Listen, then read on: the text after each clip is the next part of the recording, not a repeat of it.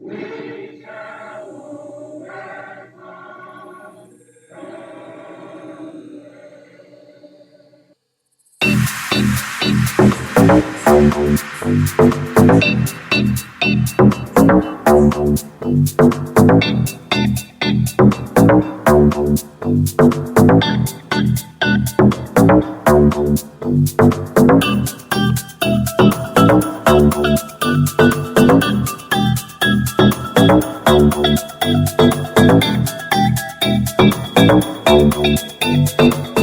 surely a sight to behold.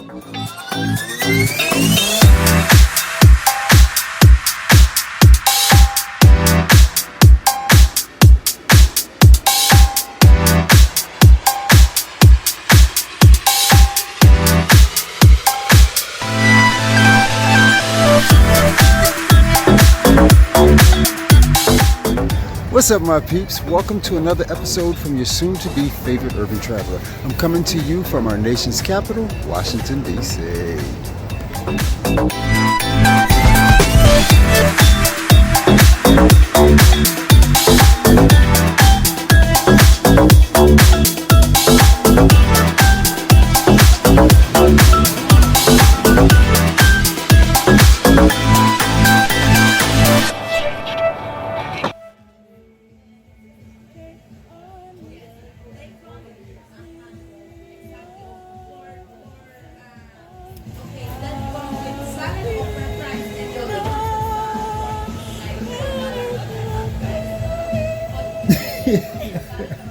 So every time I see this, I have to laugh because not only did we not know the words, this was also my first time ever trying frozen yogurt and liking it. Blaine, how you liking it? Yo! And it was also a part of just one of the many great adventures we've shared with you.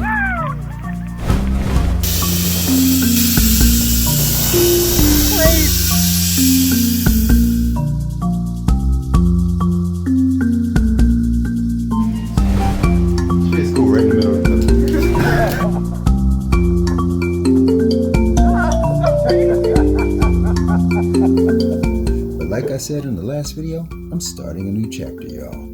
So on a Saturday afternoon, I jumped in the car and drove down for 36 hours of fun in DC.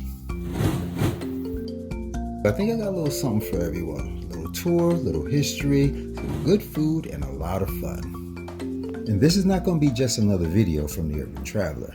This is going to be a journey. Yeah. All right, so I am here in DC, and it's freaking nice out today.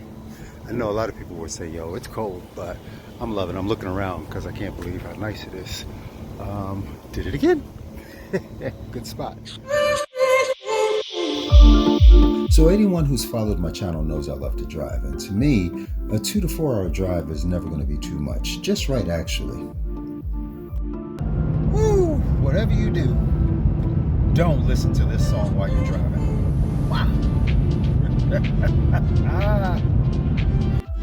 Another little ditty, when you're driving south on the turnpike, I never take the cars only side because 9 times out of 10 when traffic's backed up, it's backed up on the cars only side. And yes, I love to drive, but being stuck in traffic ain't one of my favorite things. How cool is this? Nice area, especially if you like baseball, and only minutes away from all the sites and museums.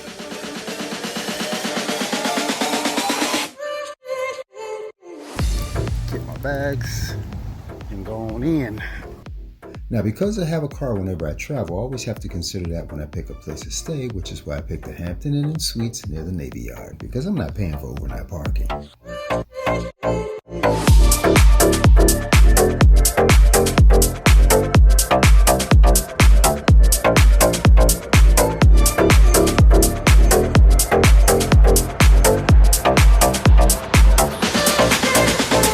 Cool little room. Clean, had all the necessary amenities.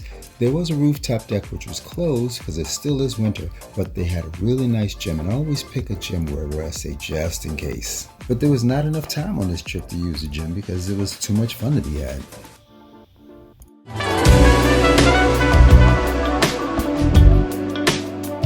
Isn't it funny how people say they want to travel, they want adventure, but they won't create a path to make it so?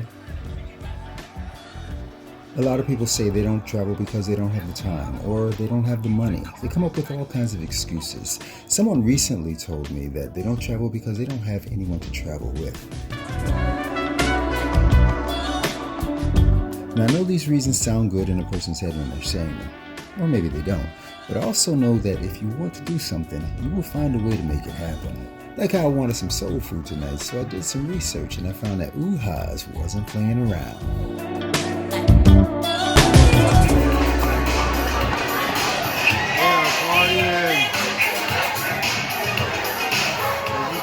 Doing their thing.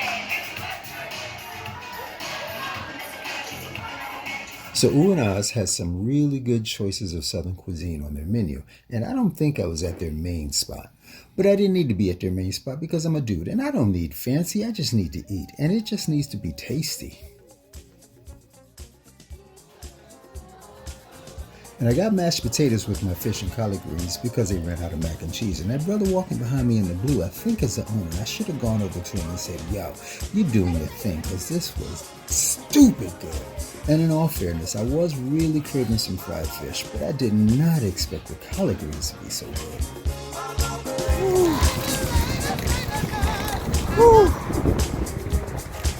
Yo, that has to be like the best soul food I've had in a long freaking time. Damn. Man, I ain't mad at all right now. Food for the soul. Ooh.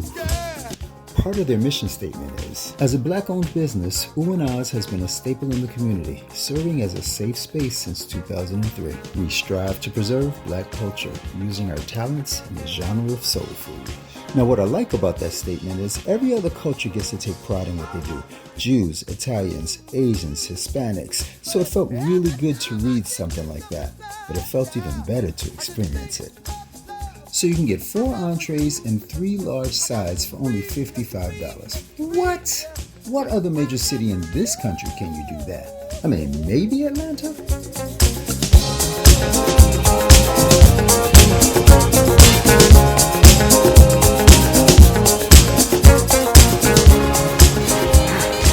I don't know, I'm wondering if it's like a southern thing. Because even though this ain't south, but it's south of New York. You know what I mean? Ooh, that was good. Jeez. So I met a couple of brothers I know who live down here at this spot, Lost Society. A restaurant, a lounge, and on the 3rd floor, they got dancing.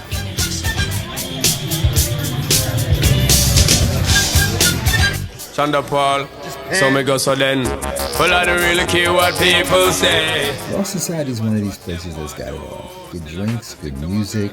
They even got hookah here. Now, I've never done hookah, but they got it. And good people. And no place worth going if I'm feeling people. So after a surprisingly cool Saturday night, the names are concealed to protect the innocent. I'm back in my room watching one of my favorite shows and looking forward to Sunday.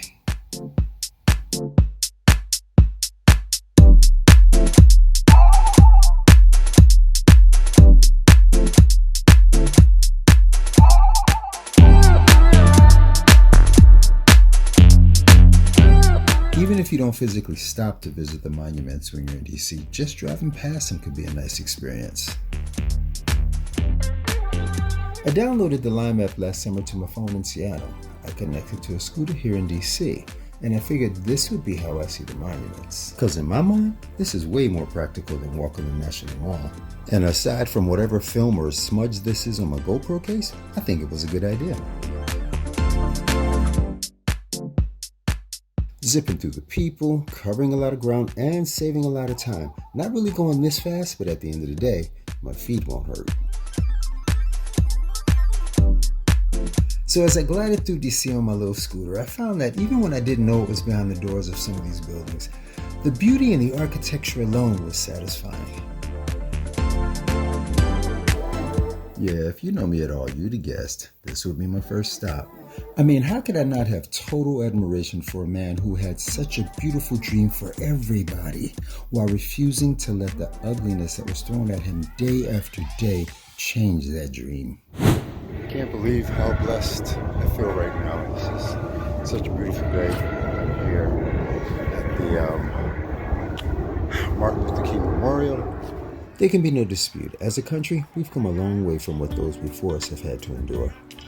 So do people still believe Martin Luther King's words on living a happy life are even relevant? Number one in your life's blueprint should be a deep belief in your own dignity, your own worth, and your own somebodyness. Don't allow anybody to make you feel that you are nobody. Always feel that you count. Always feel that you have worth. And always feel that your life has ultimate significance. Now that means that you should not be ashamed of your color. Now, there's too much evidence to indicate we still have a long way to go. But would Martin Luther King be proud of the progress America has made so far? How about you?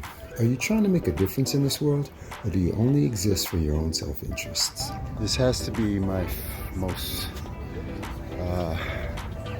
meaningful, there you go, most meaningful quote. And I've always said that the ultimate measure of a man is not where he stands in moments of comfort and moments of convenience, but where he stands in moments of challenge and moments of controversy.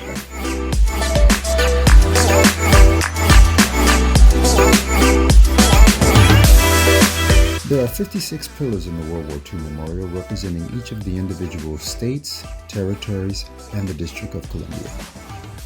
The pillars closest to the Freedom Wall represent the original 13 states.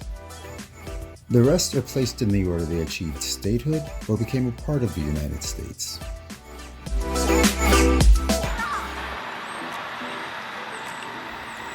Here's a fun fact. There are 36 columns in front of the Lincoln Memorial. Each column represents one of the states in the Union at the time of Lincoln's assassination. And Abraham Lincoln was 56 when he was assassinated. He served 2 terms as president, and there are 58 steps leading up to the Lincoln Memorial to represent these 2 facts.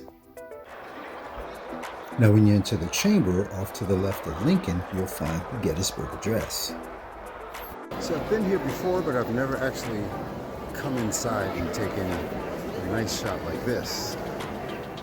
I think this is kind of a cool way to spend your Sunday afternoon. What do you think?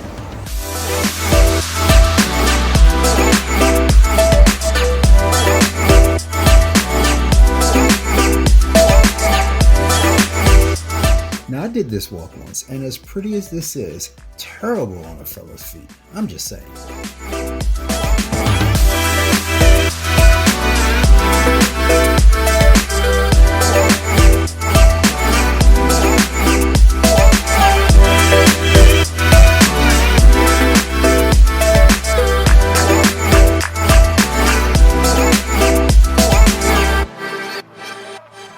So as I rolled up on the National Museum of African American History and Culture, I realized immediately I will not be going into the National Museum of African American History and Culture. Did you see that line?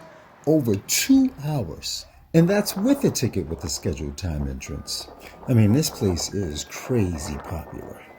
But you know what? If I had gone in, I don't think I would have filmed anything because from what I've heard, this is something you gotta experience live. The museum is wrapped in bronze, which is inspired by the 3-tiered crowns used in African art. And it is beautifully placed adjacent to the Washington Monument near the center of the National Mall. I was born by the river. Don't get it twisted. By no means was it an easy task seeing this dream to fruition. Civil rights icon Congressman John Lewis introduced 13 different bills to create a museum. Opposition came from multiple fronts. Once we approve this museum, we will be called upon by other minority groups, and they will be justified in doing so, to provide museums for their particular group. But despite his opposition and many others who were opposed, the contributions of more than $250 million from private donors helped to make this 100-year dream a reality. And today, the National Museum of African American History and Culture is DC's most popular destination. We thought there'd be 3,000 or 4,000 people a day. At some point, we were getting 8,000 a day. And maybe more than anything else is the famed dwell time. You know, in a museum, in the Smithsonian, people will spend an hour and a half in a museum. That's it. Do the whole museum in an hour and a half. Here, people spend 6, 7, 8 hours. What we can see of this building, the towering glass, the artistry of the metalwork, is surely a sight to behold. But beyond the majesty of the building, what makes this occasion so special is the larger story it contains. Obviously, I have to come back to DC. First it was the food, now it's this amazing museum. What's next? So I kind of got lost a little bit. I put the scooter away and decided to walk it back. And the trail's a little different. Got lost. It's okay, I'm almost back to the car. Tired as hell, hate walking.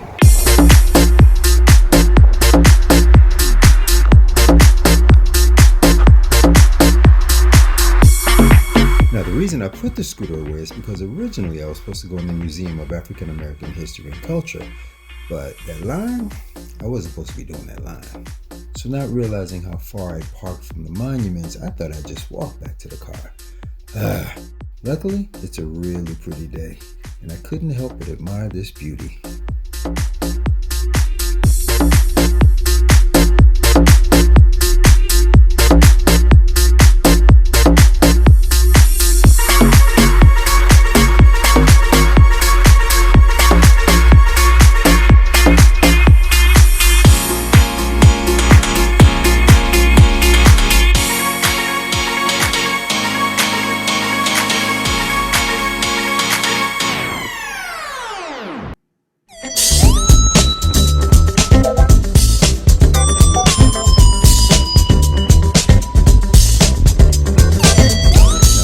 Kid, this song was straight fire.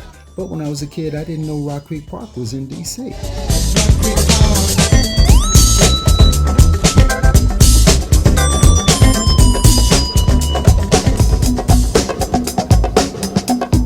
So the plan was, leave the museum, then go get something to eat. But when I typed in the search for Ben's Chili Bowl, I didn't realize there were two. But thank goodness there was, because I'm just gonna say it, I needed to pee.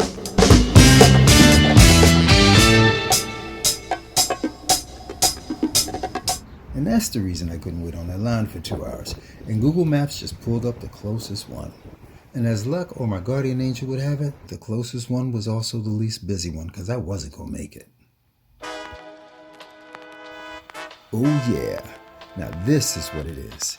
If you've never done it, you have to do a half smoke at Ben's Chili Bowl. But I lucked out because I came because I really needed the food. Now, if you want the experience, only 16 minutes away on the famed U Street, you'll find the original Ben's Chili Bowl. Ben's Chili Bowl has so much history that they named a street after them. Now that's having a positive influence on society. That's right, located here in 12th and U in Northwest DC, this iconic restaurant has basically become another Washington landmark. Like so many others, you really want to come here and have their signature chili with the garter recipe and their amazing fries topped with melted cheese and their chili.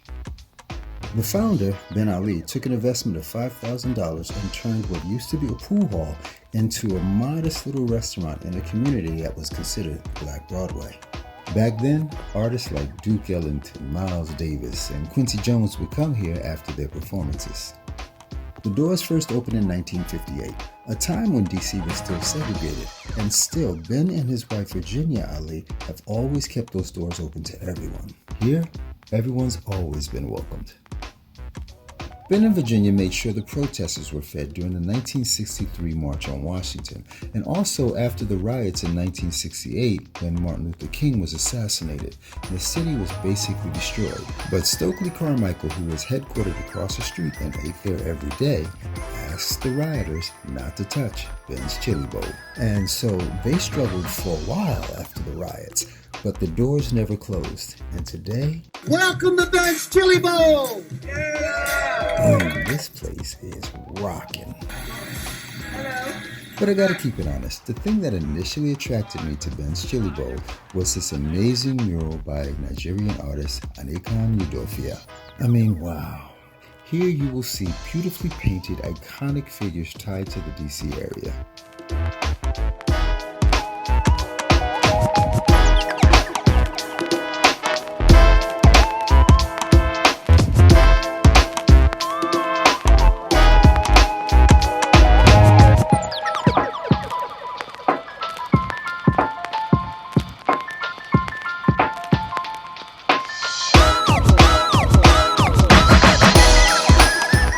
And after all that, there is still their half smoke.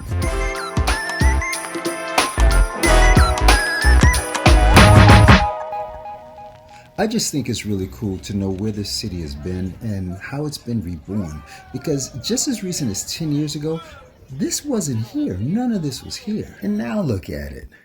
So now I'm walking on the ever famous E Street.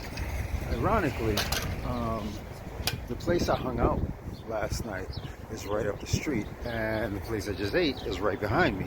That's so crazy that they're both on the same block. And there's another line to go back in there, and it's only like 5 o'clock. It's not even, it's 4:30. I like that you see all kinds of stuff here, and it's all good. All good.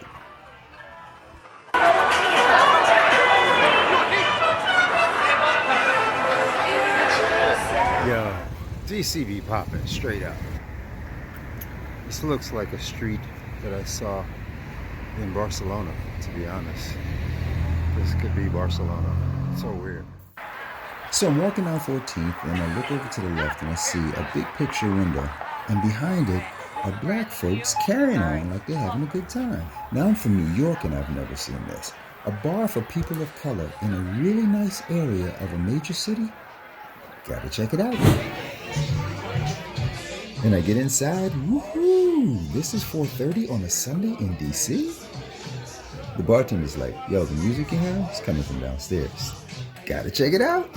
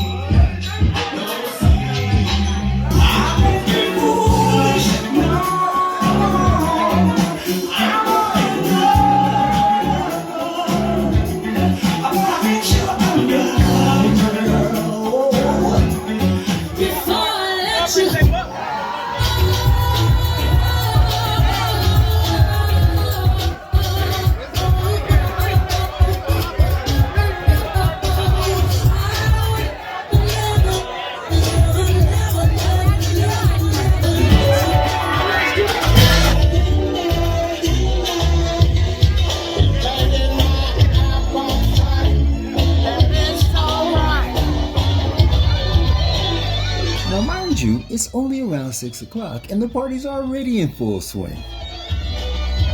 Where my run crews at? This is how you do DC. I know DRC in the building.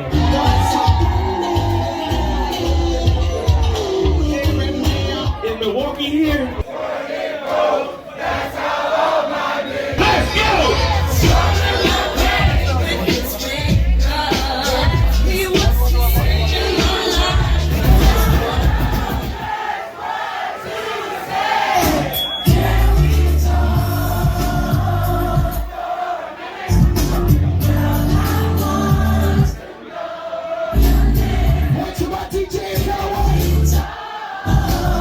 I'm gonna get you in trouble tonight. Let's go.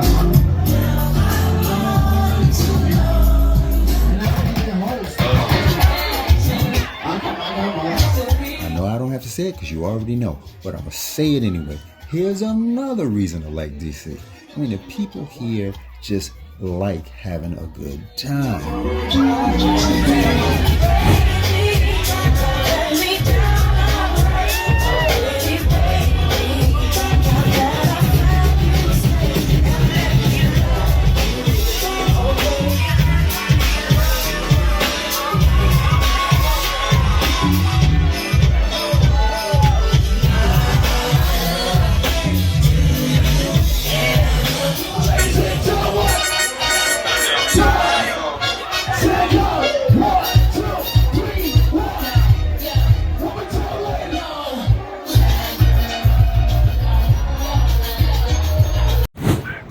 goodness, that was cool.